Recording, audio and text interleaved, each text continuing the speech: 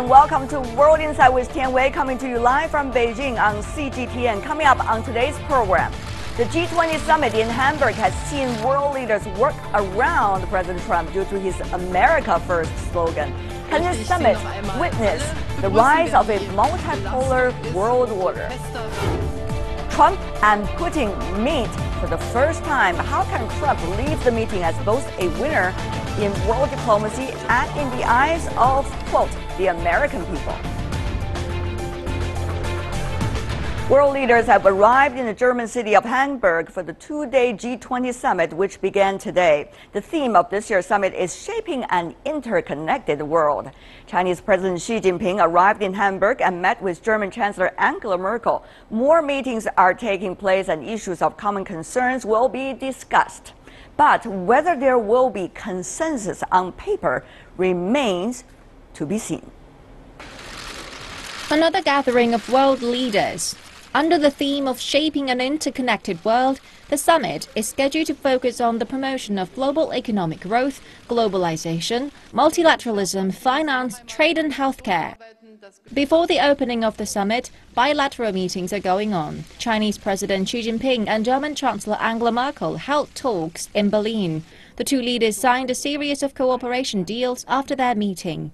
They also made a joint statement saying that China and Germany would take their comprehensive strategic partnership to a higher level. We must continue intensively the existing dialogue on human rights and make sure that the different parts of the society have a chance to articulate themselves. Therefore, I think that our civil society cooperation needs to be strengthened. We need to have an open and innovative cooperation. We want to intensify our cooperation in the areas of trade and economy, finances and investment, but also in the fight against terrorism together. On Chancellor Merkel's agenda, Paris climate deal will bring a difficult discussion since the US President Donald Trump dropped his country's promise. However, Merkel said such differences will be openly discussed rather than hidden. Free trade advocates will have to face Trump's challenge on the issue. The summit also saw the first handshake between the US President Donald Trump and his Russian counterpart Vladimir Putin. So deal or no deal, will that be the logic for the G20 summit? Let's turn to our panelists. In Beijing, we have Mr. Yuan Peng. Honored to have you, sir, who is the Vice President of the China Institute of Contemporary International Relations. Welcome. Meanwhile, joining us in Washington, D.C., Adam Poulsen, the President of the Peterson Institute. Long time no see, Mr. Poulsen. Good to have you once again. In Brussels, also, we have Daniel Gruel, who is the Director of the Center for European Policy Studies. Welcome as well. Mr. Gruel, good to see you. Let me begin by asking all of you, gentlemen. So crowded an agenda for this year. It's going to be about the leadership. It's going to be about the order of the world. It's going to be a lot of bilateral challenging meetings. What exactly to be the focus of this year? I'm struggling with it. Mr. Poulsen, from the American perspective, share with us. Well, from the United States perspective, as opposed to the Trump administration perspective, the hope is that Chancellor Merkel, President Xi, and the other G20 leaders can contain Mr. Trump and that they can ignore most of his random rants. In terms of the agenda, the Trump administration is basically trying to push ahead on getting concessions in steel trade, which affects China, but also Europe and others like India, and trying to ignore the fact that the rest of the world wants them to do constructive actions on climate change, as many Americans want them to. And what do you think, Mr. Grohl, from the European policy perspective, I guess? Yes, in Europe, the concern is more damage limitation. How can we bring this summit behind us without too much damage to European and transatlantic relations, especially, as Adam mentioned, in the area of trade and of climate change. And all the efforts are being made to bring Mr. Trump to sign something which he doesn't really believe. And we'll know in a few days whether that can be achieved. Interesting. To contain, damage control, or limitation.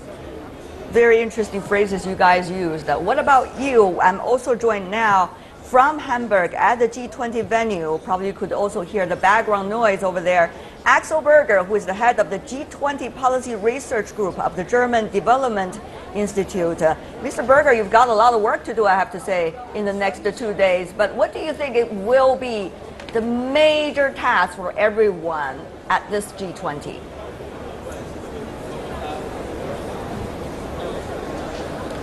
Well, hello from Hamburg. I think this summit is about preserving the multilateral system we have, trying to avoid any damage that is being done by the current US administration. So a positive scenario from the summit could be that G19 comes together and move things forward in the climate area, on trade, but also on issues like cooperation with Africa. So this could be the most positive scenario I could think of because of the challenge we have from Washington. I see. Mr. Yuan, you've heard your colleagues from different parts of the world talking about their hope. What is likely to be China's hope? Yeah, it's a very good combination from almost all the major powers in the world. From Chinese perspective, I remember it was George W. Bush who initiated the first round of G20 Summit. So the United States had played a very leading role at the very beginning. And now this time, because of Trump, anti-globalization, anti-free trade, I'm afraid because of his presence, and this year's G20 will be very hard to be focused on very single issue like free trade, like globalization, will be diversified by different issues, even by different sidelines of the G20. So it's very hard to focus this year. Can we afford so many diversities in terms of what each other's purpose is for this meeting? Mr. Poulsen, can we afford a failure, the rest of the world to reach a deal, like the word being used by President Trump?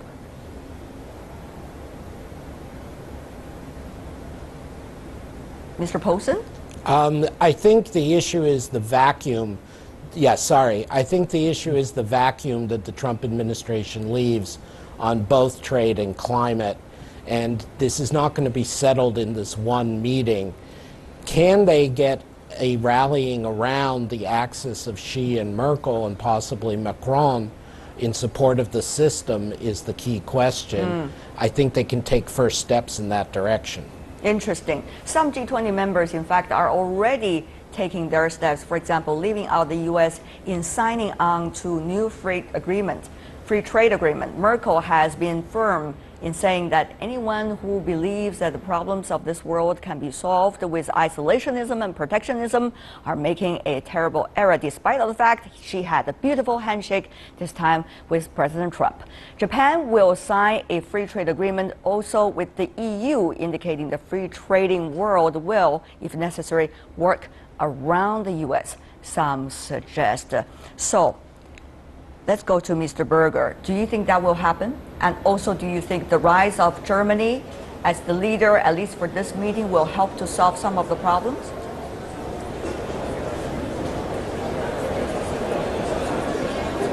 Could you please repeat your question? The question is, do you think other parties, if cannot reaching a deal with the United States, like the Trump administration, will be able to work around the U.S. and come up with their own options? And what's likely to be the role of Germany?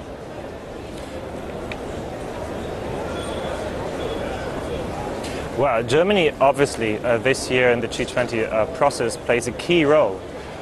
Germany chairs the G20. Germany has an important role in defining what is being discussed.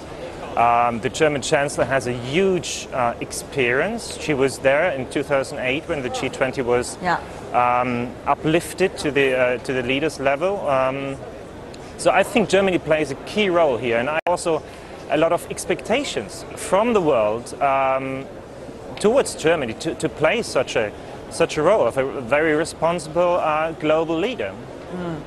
Mr. Groh, will Germany be strong enough for now, be able to fill in the vacuum as Mr. Paul left by the United States in terms of world leader and particularly, at least, for this G20? No, Germany can give the appearance of being very strong now and pushing, at least according to many people, in the right direction. But Germany is just too small to lead the world. Germany is a very small part of the global economy. It is actually also a relatively small part of the European economy. And actually Germany is a bit in a strange situation.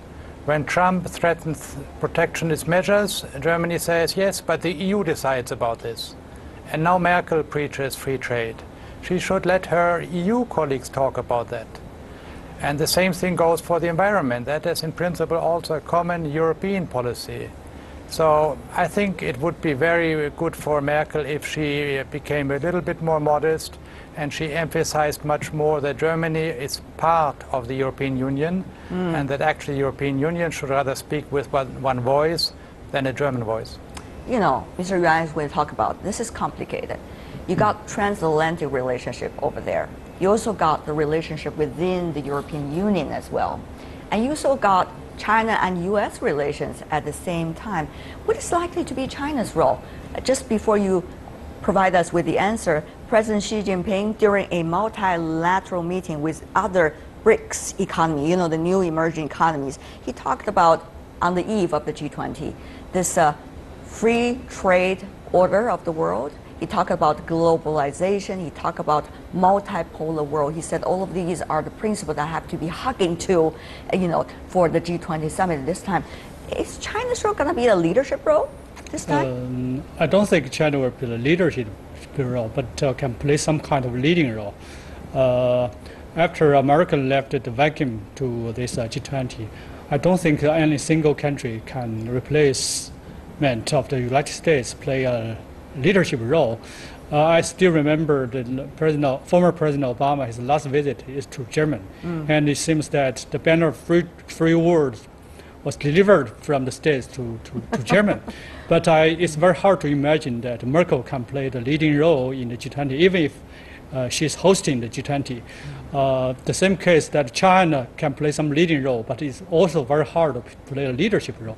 So in the future, why is it hard for China to play a leadership role from the Chinese perspective? Because still China is a developing power, the regional power with a global reach, and I know the world is expecting China to play bigger role. We want to play some leading and responsible role, but given the capacity and the intention, I think in the future in G20, the ideal situation is that Germany, China, Russia, and other countries, including the United States, play some collective leading role. This is what China, expect. That's multipolarization, and China this time we can play our leading role. In that regard. In that regard, yes. Mr. Poulsen really have something to say. Go ahead. Yes, thank you. Thank you. I think to build on what my colleagues have just said, the goal has to be less about it being just China or the EU or Germany being designated the next leader. The goal has to be, as both President Xi and Chancellor Merkel have said, the maintenance of a open trading system, of a rules-based common effort on climate change. And so it's not so much about the leadership. It would be natural for them to support the system. And then if President Trump, or for that matter President Putin, doesn't live up to the obligations of the system, it's up to China and the EU and frankly Japan and Canada to stand up and say, we won't allow that. And they have to be isolated. The EU and China, and they have to work with Canada and Japan if possible, have to be prepared to make Trump and Putin see the error of their ways. But you know, Mr. Poulsen, there are things that really need to be interpreted well. President Trump, whether you like him or not, he is the US president and he represents the country. He talked about the fair trade. The others talk about the free trade. So there has to be a fundamental interpretation. What is fair trade and what is free trade? As a result of this rule base, we have to know what the rules are, the interpretations are. Do you think there's likely to be fierce debate about that this time? Mr. Poulsen, briefly. No, but you're giving the Trump you're giving the Trump idea too much credit. Just because he uses this term fair trade doesn't mean there's any validity to it. It's the rules, we know what the rules are. There are some places to work them out, like on carbon taxes, like on China market economy status. But fundamentally, we know what the rules are. And so the issue is to make the U.S. live up to its obligations. You don't have to indulge him. If he doesn't want to play, it'll hurt my country. But Trump is not forever. Make him go home and learn that he can't play on his own. I know, Mr. Poulsen, who are you going to vote for 3 years from now? But, you know, we are still having some time. So, Mr. Berger, what do you think?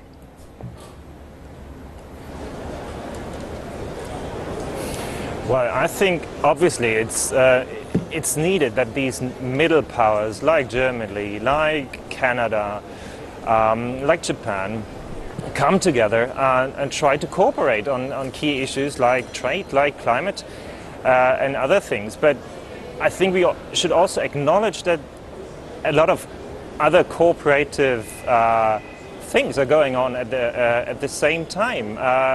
Just think about the situation when President Trump announced that they would step out of the Paris Agreement. The day after, or immediately after, a couple of US states got together and said, no, we still think the Paris Agreement is a very important frame for us. We would like to continue to address climate change. So your point is, Mr. Berger, do a number of cities around the world, NGOs, companies. So, Mr. Berger, your point is, we should also look at these developments, not only at the administration. I see your point. Mr. Yuan, my point is that... yeah, we got some delay over there, but I got your point, Mr. Berger. We're going to come back to you later. Mr. Yuan, your point here. Sorry. When President Trump mentioned about fair trade, it implied means that it seems it's unfair to the United States, the current trade system. But it's unfair to say this, because this trade system was established by the states and some Western powers.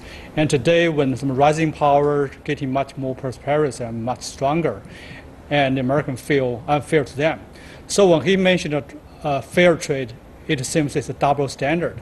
So this, the critical issue for this G20 meeting is that how to make every country back to the free trade and globalization on the right track.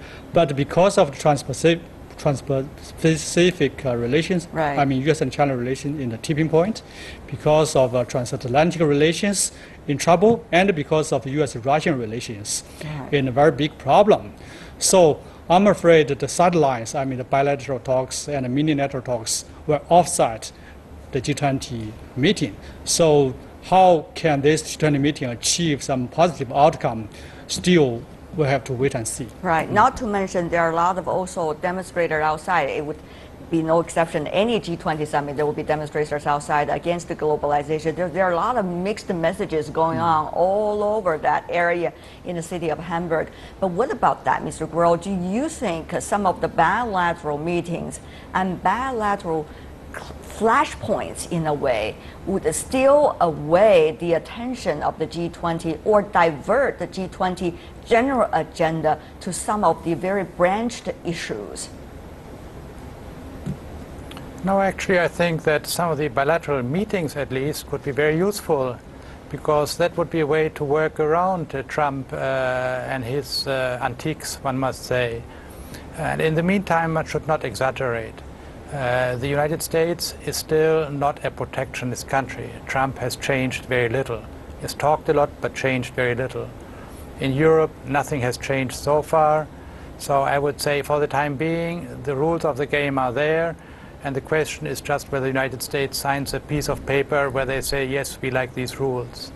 So is it worthwhile to spend a lot of effort on that?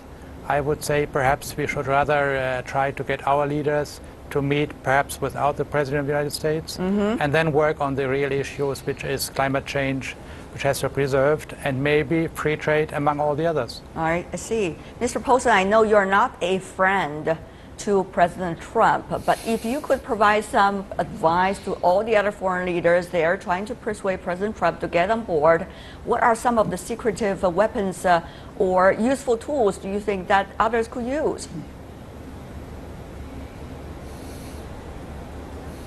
Well, it's not so much I'm not a fan of President Trump. I'm not a fan of the policies that he is pursuing. If he pursues the right policies, I'm happy to be a fan of him. It's important to recognize that the policies he is pursuing publicly and now threatening to actually do on the trade front, and with the withdrawal from TPP and from the Paris Accord, are completely in contradiction of the last 70 years of American policies by both Republicans and Democrats. And the reason the Republicans and Democrats, of people of both parties, both presidents, throughout this period, didn't do what Trump is doing is because it was against U.S. interests and against the global good. So we can play this game, and there will be an incentive for a Japan or a Saudi Arabia to make deals with Trump, and that's what he's counting on. That's his belief. He stated this, that if he bullies people in a bilateral context, he thinks he gets a better deal. I don't think the rest of the world needs to wait for that to happen, and to the degree that they can create solidarity, it's important. And the second thing is, my friend Daniel Gross talks about moving on to the big issues, but you either have to decide, as seems to be happening thankfully on climate change, you're going to do these issues without the U.S. for the time being, or you decide you have to get the U.S. out of the way. Either of those are necessary because you're not getting progress on any real issues with the U.S. involved right now. All right. You have already stated something from your heart and your wonderful brains over there, Mr. Poulsen. So let me leave the other three, each with one sentence to wrap it up. If this is going to come in history as a successful meeting in the history of G20, what have to be done? One sentence if you can, gentlemen. Let's go to Mr. Berger. You work on this for a long time, so you can come up with one brief sentence about that.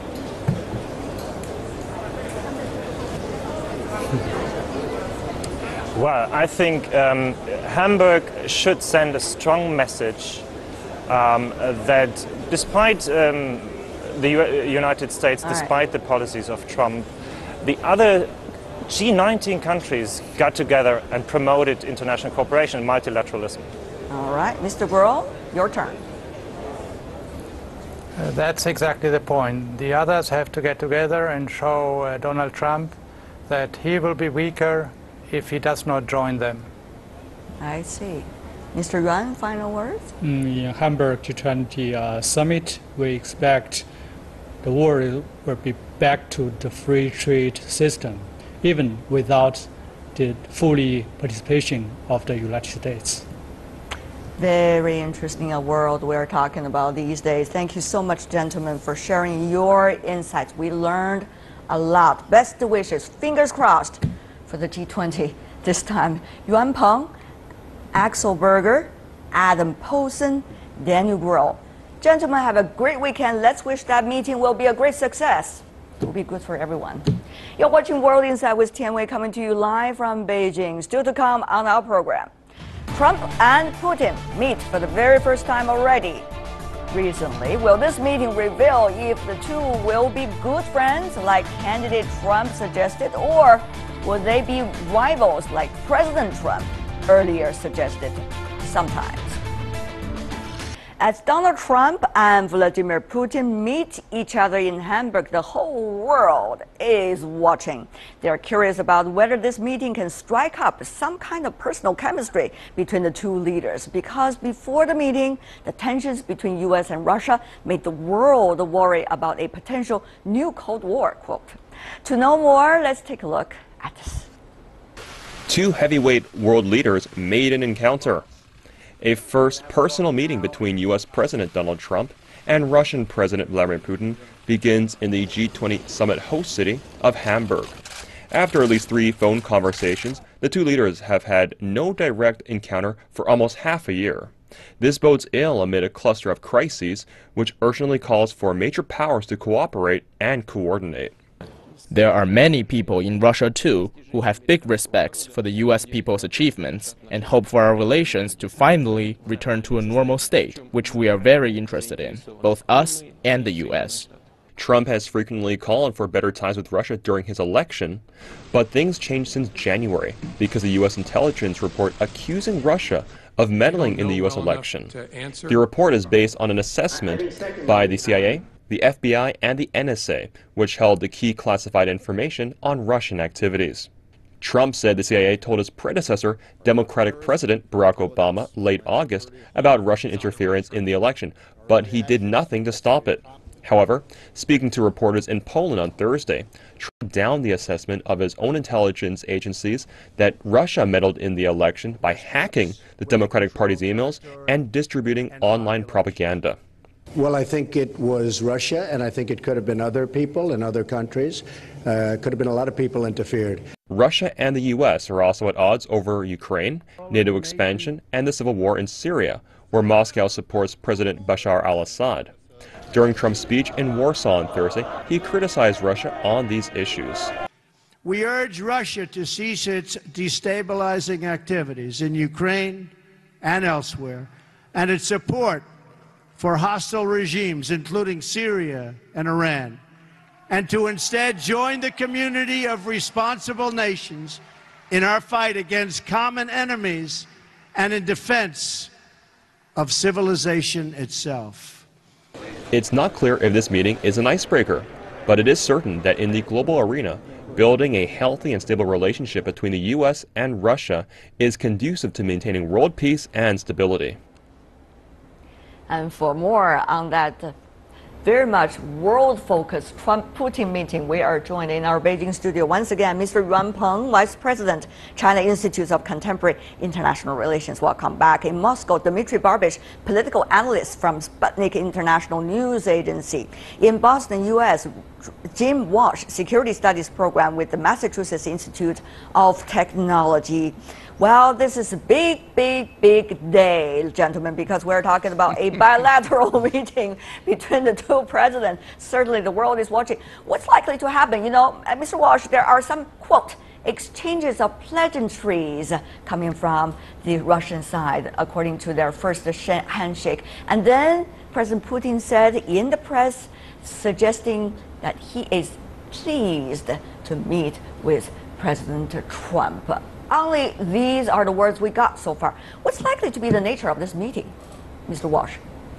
Well, I hate to rain on people's parade, but I don't think the meeting's going to live up to all the hype. I know we're all watching it breathlessly, but I think the president is coming into this, according to his national security advisor, with no agenda. So there's no set of issues he's going to march through. I think this, like a lot of meetings of this kind, which we've witnessed the past 6 months, are meetings where people are sort of hopefully forming a personal bond or able to get along together, sort of more about relationship than policy agendas. But you know, I think both sides just want to survive this meeting. There's a lot of writing in the U.S. That's saying a great word. Putin has an advantage here. Yeah, that's a great word. I think it's going to be tough. Yeah. Mr. Barbish, Mr. Walsh is now being breathlessly, you know, trying to catch up with what is going on. What about you? Are you catching your breath? Well, I'm trying to catch up on with everything that is going on. And in general, I share Jim Walsh's pessimism. I think Trump basically came to this meeting unprepared. Obviously, it was not his fault. He is clearly under tremendous pressure from domestic politics. I read recently an editorial in the Washington Post which absolutely insisted that Trump should raise the problem of Russian meddling in the U.S. election during his meeting with Putin. I just tried to imagine verbally how it could look like. I mean, Trump saying to Putin, "Why did you make me president of the United States? Don't do it next time, okay?" So this is the easiest way how I can imagine this very, very difficult conversation. Wow. But obviously, for Russia, of course, this meeting is not about who looks tougher and who has a stronger handshake. Right. For us, what is going on in Ukraine is a tragedy. You know, just imagine it's like Canada suddenly saying that it doesn't want to have anything to do with the United States, and American and Canadians would be killing each other in some eastern province of Canada. So basically, for us, it's a tragedy, and we want solutions. So let's hope that at least a human bondage, a human link between President Putin and President Trump will help us to get out of a very difficult situation where we are in. Oh, you got the two key words coming from two other gentlemen, Mr. Yuan. One talk about survival. The other talk about, quote, human bondage. Those are some quite interesting words to be used. But Mr. Yuan, what is your expectation on the sideline of this? So, as a Chinese observer, maybe I feel much easier to watch this summit comparison to gentlemen,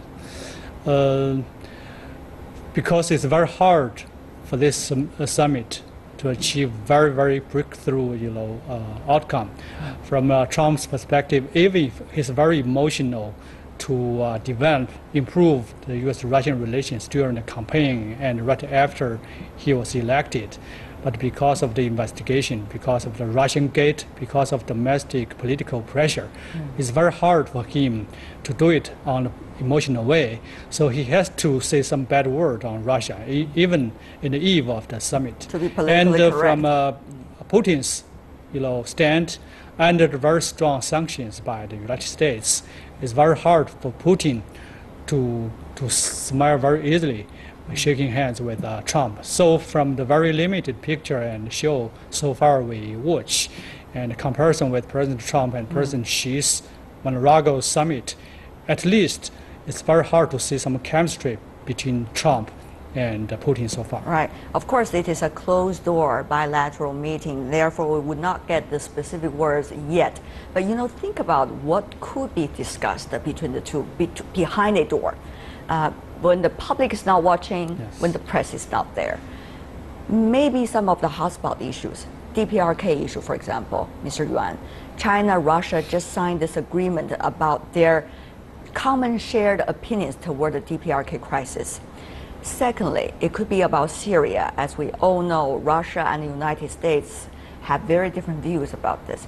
Thirdly, it might be about what to do with their, particularly President Trump's domestic political pressure, and how Russia should react to that and interact with the United States. All of these could be topics of discussion, right, Mr. Yuan? Yeah, I agree with you. But maybe number one issue for U.S. and Russia is Syria.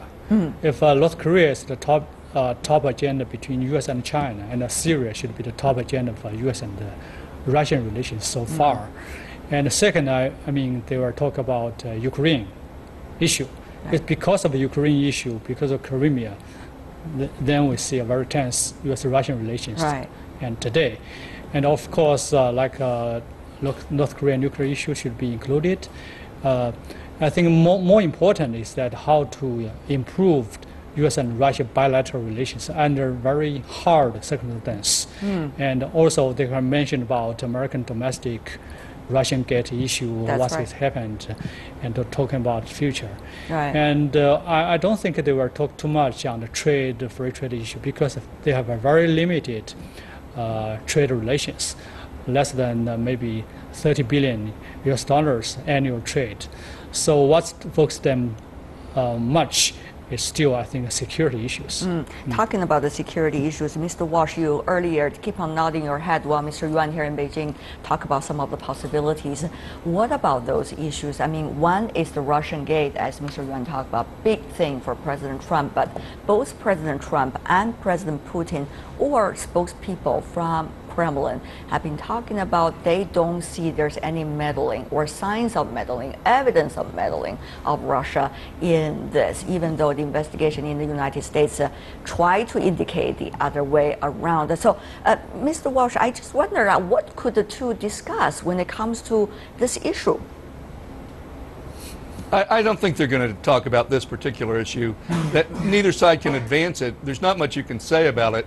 I think they're going to keep it to policy, and that way when they appear before the cameras later, they can say, we talked about policy issues. And I think my Chinese colleague is correct that Syria is probably at the top of that list. That's where the U.S. and Russia are actually sort of directly cheek to cheek with one another with military forces. The Russians have other things that they would like to have happen. They would like to get their compounds back, their diplomatic compounds. That's right. They'd like the U.S. to stop with missile defenses in Poland and South Korea. But I don't think it's going to get to that level of detail, you know, or to the INF treaty. I think, again, this is going to be based on these are going to be broader discussions, getting to know each other, you know, a couple of highlights, but not a lot of policy detail. Mr. Barbish, what is your view about this, about the two compounds, a very specific issue? Russia wanted to be back. The investigators in the United States suggesting Russia was using that for intelligence gathering and many other issues. Will President Trump, do you think, with his political pressure, be able to return those two compounds back, or even showing any sign of that direction? Well, I think the the American mainstream media and the hawks in the Congress, they would require from Mr. Trump some kind of a demand for Russia to do something in return if Trump decides to return these two compounds to Russia.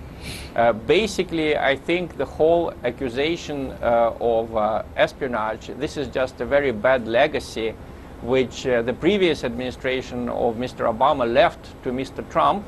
We know that there is no love lost between Mr. Obama and Mr. Trump, so Mr. Obama just made the life for the new president very hard by basically confiscating, you know, these two compounds.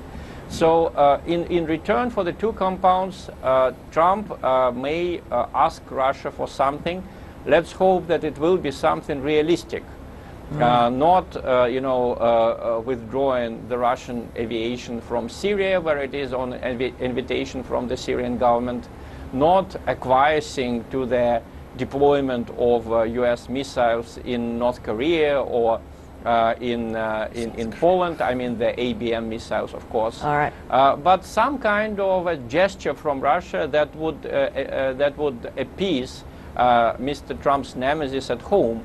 I hope that Mr. Trump will invent something, because we need this process to start, because when you have good personal relationship, immediately you have a human face on it, and with a human face on the relationship, you can resolve problems. You know, let me remind you that here is the thing. Putin had a very good personal relationship. You know, here is the thing, Mr. Barbish. I have to say, we have to go back to Mr. Washer. It is not because there was not good personal relationship or good personal feelings. It was actually because of this good, quote, personal relationship and feelings toward one another. There are more problems, apparently, because it just goes against what Washington traditionally believes should happen between Russia and the United States. Mr. Walsh, is that possible, what Mr.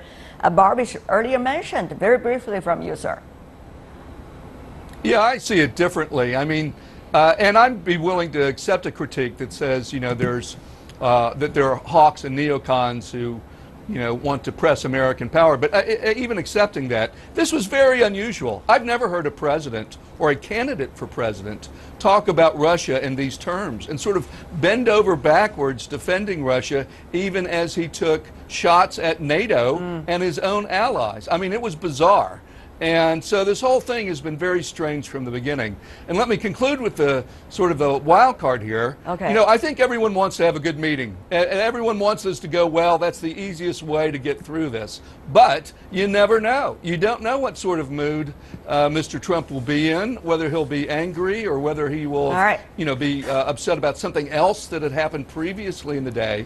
And so while I don't expect a lot of deliverables here, we all should be on pins and needles, because That's the thing about Mr. Trump and why it's tough for foreign leaders. You have no idea what to expect. All right. I think today we got a lot of psychological studies rather than real policy analysis over there. But I guess it's just because of the reality Can I say so a few far. words here? We have to let Mr. Yuan say a few words before we wrap up. We need to give him a chance to talk. Mr. Yuan, what about that? Are you also sitting on pins and needles as Mr. Walsh did? Mr. Yuan. Oh, okay, thank you. I think because of the domestic pressure facing to President Trump, and also because of the sanctions facing President Putin, it's very hard for the two to achieve some concrete deliveries. I think the only two things for me to expect: one, they establish some personal relations so that they can continue to talk and to negotiate in the near future. And the second, to achieve some general consensus on countering terrorism, IS, or the future cooperation on Syria. So very general consensus. I see. We're looking forward to the readouts from both sides after that meeting, certainly. Yuan Peng, Dmitry Boris, and Jim Walsh. Yes.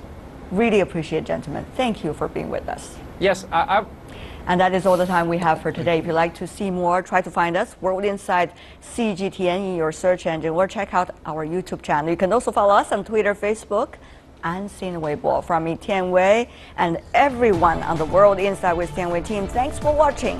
And tune in again next week for insights across China and around the world. Have a great weekend.